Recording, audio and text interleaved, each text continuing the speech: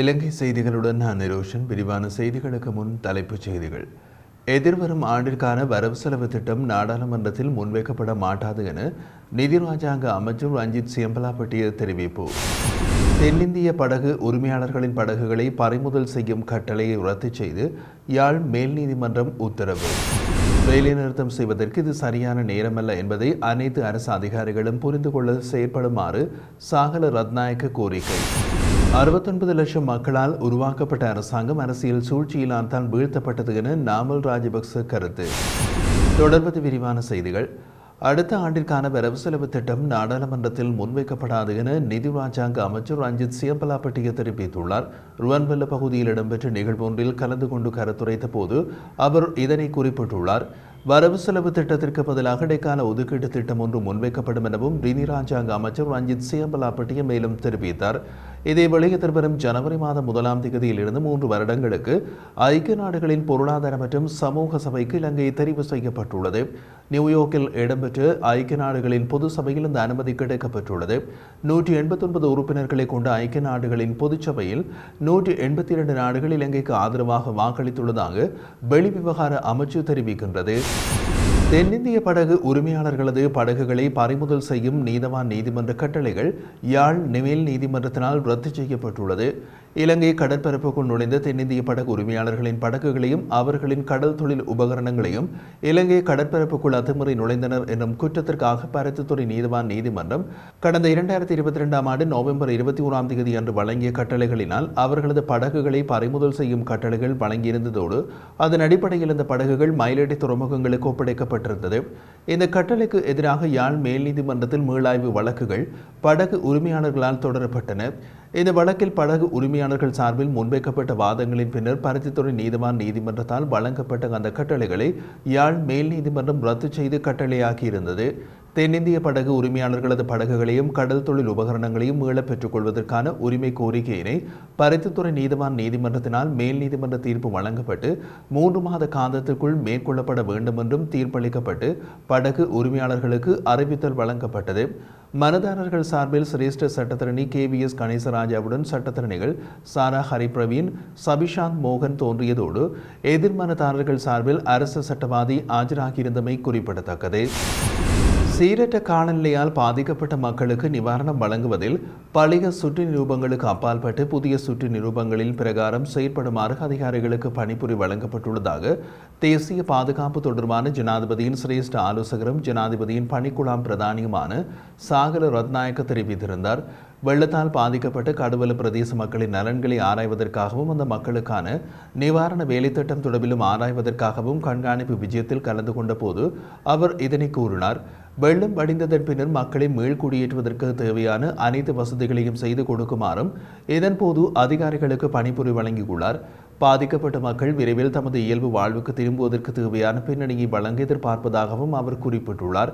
இதேவேளை நம் நாட்டில் பல்வேறு சம்பள முரண்பாடுகள் உருவாகியுள்ளதாகவும் ஒழுங்குமுறையில் சம்பள ஏற்பாடுகள் செய்யாததாலும் பல்வேறு காலகட்டங்களில் துரித பதில்களை வழங்க நடவடிக்கை எடுக்காதையுமே இந்த நிலைமைக்கு காரணம் என்றும் அவர் குறிப்பிட்டுள்ளார். சம்பள முரண்பாடுகள் குறித்து முறையான ஆய்வு நடத்தி அறிக்கை தயாரிக்க கடந்த அமைச்சரவை அனுமதி வழங்கியுள்ளதாகவும் ஆனால் இது மக்கள் சிரமப்படும் சந்தர்ப்பம் என்பதோடு நாடு பெரும் பொருளாதார சிக்கலை எதிர்கொண்டு மீண்டும் பொருளாதார ரீதியில் ஸ்திரத்தன்மையினை அடைந்திருந்ததாலும் அனைவரும் அவதானமாக இருக்க வேண்டும் என்றும் அவர் வலியுறுத்தியுள்ளார். எனவே வேலைநிறுத்தம் செய்வதற்கு இது சரியான நேரம் அல்ல என்பதால் அனைத்து அரசு அதிகாரிகளும் இந்த உண்மைகளை புரிந்து கொண்டு செயல்படுமாறு கோரிக்கை விடுப்பதாகவும் அவர் குறிப்பிட்டார்.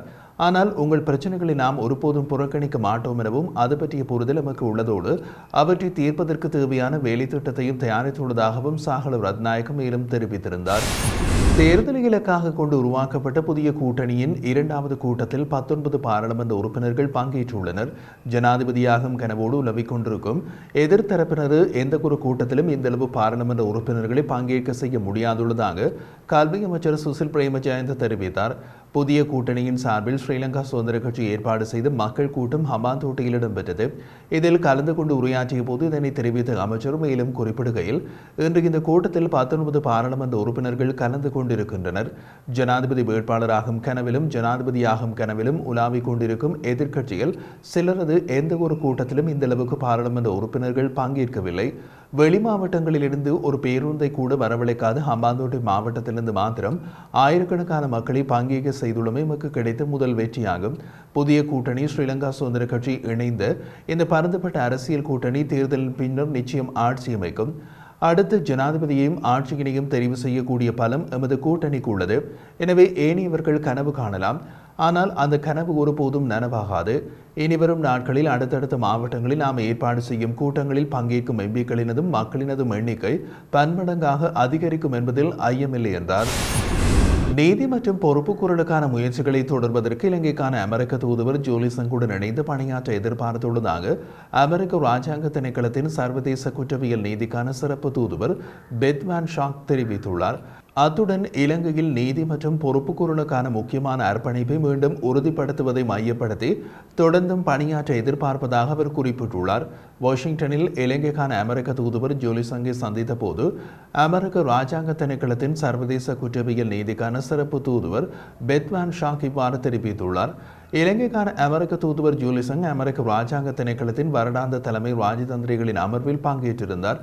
இதில் பங்கேற்க சென்றிருந்த ஜூலி சங் அமெரிக்க ராஜாங்க திணைக்களத்தின் சர்வதேச குற்றவியல் நீதிக்கான சிறப்பு தூதுவர் பெத் வான் ஷாக்குடன் உரையாடல்களில் ஈடுபட்டிருந்தார். இதன்போது தூதுவர் ஜூலி சங்குடனான சந்திப்பு அருமையாக இருந்தது. நீதி மற்றும் பொறுப்புக்கூறலுக்கான முயற்சிகளை தொடர்வதற்கு அமெரிக்க தூதுவரோடு இணைந்து பணியாற்ற எதிர்பார்த்துள்ளதாக பெத் வான் ஷாக் தெரிவித்துள்ளார். இதனிடையே இலங்கைக்கான அமெரிக்க தூதுவர் ஜூலி சங் அமெரிக்க சர்வதேச வளர்ச்சி நிதிக் கழகத்தின் துணை தலைமை நிர்வாக அதிகாரி நிஷா பில்ஸ்வாலையும் சந்தித்து உரையாடியுள்ளார். இதன்போது கொழும்பு துறைமுகத்தின் மேற்கு கொள்கலன் முனையத்தினை மேம்படுத்துவதற்காக ஒதுக்கீடு செய்யப்பட்டு $553 மில்லியன் நிதி உதவியை செயற்படுத்துவது பற்றியும் கலந்துரையாடப்பட்டுள்ளது. கொழும்பு துறைமுகத்தில் மேற்கு கொள்கலன் முனையத்தை அபிவிருத்தி செய்வதற்கும் இலங்கையில் தனியார் துறையின் முன்னணி வளர்ச்சிக்கான வாய்ப்புகளை மேம்படுத்துவதற்கும் மேற்குறித்த நிதி பயன்படுத்தப்பட உள்ளதாக குறிப்பிடப்படுகிறது. இதேவேளை அமெரிக்க தூதுவர் ஜூலி சங் அமெரிக்க ராஜாங்க திணைக்களத்தின் செயலாளர் ஆண்டனி பிளிங்கனையும் சந்தித்து உரையாடியுள்ளமை குறிப்பிடத்தக்கது. ஜனாதிபதி தேர்தல் பிரச்சாரம் தற்போது ஆரம்பமாகியுள்ளது. திருடர்களை பிடிப்பதாக குறிப்பிட்டுக் கொண்டு அரசியல் செய்யும் நிலைப்பாட்டில் இருந்து கொண்டு பிரதான எதிர்க்கட்சிகள் செயற்படுகின்றன. ஊழல் இல்லாத அரசு நிர்வாகத்தை உருவாக்க முடியும் என ஸ்ரீலங்கா பொதுஜன பெரமுனவின் தேசிய அமைப்பாளர் நாமல் ராஜபக்ச குறிப்பிட்டார். ரத்துட்ட பகுதியில் நேற்று இடம்பெற்ற பொதுஜன பெரமுனவின் தொகுதி அமைப்பாளர் கூட்டத்தில் உரையாற்றிய போது அவர் மேற்கண்டவாறு குறிப்பிட்டார். 2015ஆம் ஆண்டு ஜனாதிபதி வேட்பாளராக போட்டியிட்டு மஹிந்த ராஜபக்ச தனது முதலாவது தேர்தல் பிரச்சார கூட்டத்தை ரத்துட்ட பகுதியில் நடாத்தினார். ஆகவே எமது அரசியல் பயணத்தில் ரத்துட்ட பகுதி இன்றியமையாதது. 69 லட்சம் மக்கள் பாரிய எதிர்பார்ப்புகளுக்கு மத்தியில் கோட்டாபய ராஜபக்ச தலைமையிலான அரசாங்கத்தை தோற்றுவித்தார்கள். உள்நாட்டு உற்பத்திகளுக்கு முக்கியத்துவம் வழங்கி தேசிய தொழில்துறையை மேம்படுத்திக் கொண்டிருந்த வேளை துரதிருஷ்டவசமாக நோய் தொற்று தாக்கத்திற்கு முகம் கொடுக்க நேரிட்டது. நோய் தொற்றிலிருந்து மக்களை பாதுகாக்கும் போது பொருளாதார ரீதியில் நெருக்கடிகளுக்கு முகம் கொடுக்க நேரிடும் என்பதை நன்கு அறிந்திருந்தோம். நோய் தொற்று தாக்கத்துடன் ஏற்பட்ட பொருளாதார பாதிப்பை ஒரு தரப்பினர் எமது அரசியல் தேவைகளுக்காக பயன்படுத்திக் கொண்டார்கள். அரசியல் சூழ்ச்சியால் தான் எமது அரசாங்கம் வீழ்த்தப்பட்டது. நெருக்கடியான தீர்வு காண்பதற்கு பாராளுமன்றத்தின் ஊடாக தற்காலிக தீர்மானத்தை எடுத்தோம். சர்வதேச நாணய நிதியத்தை மாத்திரம் கொண்டு பொருளாதார ரீதியான தீர்மானங்களை எடுக்க முடியாது. நாட்டுக்கு எதிரான எவ்வித தீர்மானங்களையும் நாங்கள் எடுக்கப் போவதில்லை. நாட்டை கட்டியெழுப்பும் பொறுப்பினை நாங்கள் ஏற்போம். 30 வருட கால யுத்தத்தை நிறைவு செய்து நாட்டை அபிவிருத்தி செய்த தலைவர் எம்மிடம் உள்ளார் என்று தெரிவித்திருந்தார்.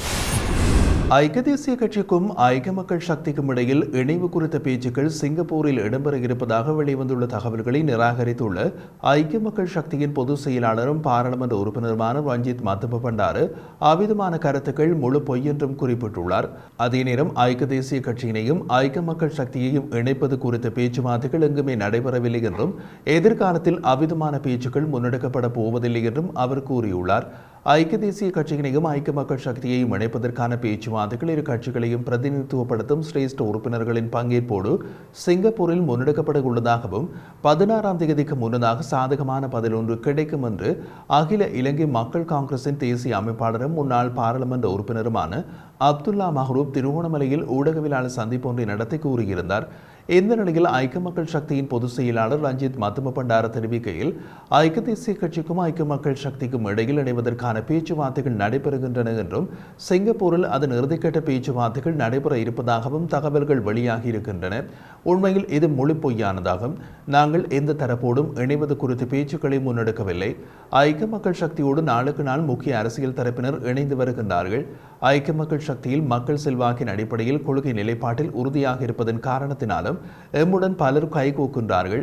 எமது தரப்புக்கு பெருகி வரும் செல்வாக்கையும் ஆதரவினையும் கண்டு அச்சமடைந்துள்ள தரப்பினர் பொய்யான புனைகதைகளை இப்போது வெளியிட்டு வருகிறார்கள். அதில் ஒன்றுதான் சிங்கப்பூர் பேச்சுவார்த்தையாகும். ஐக்கிய மக்கள் சக்தியில் பல்வேறு தரப்பினரும் இணைந்து செயற்படுவது குறித்த யோசனைகள் முன்வைக்கின்றார்கள். ஆனால் நாட்டின் எதிர்காலத்தை கருத்தில் கொண்டு கொள்கை நிலைப்பாட்டிலிருந்து விலகி நிற்கும் ஊழல் மோசடி குற்றங்களோடு தொடர்புடைய தரப்புகளோடு நாம் பேச்சுவார்த்தைகளுக்கு செல்வதற்கு விரும்பவில்லை என்று தெரிவித்திருந்தார்.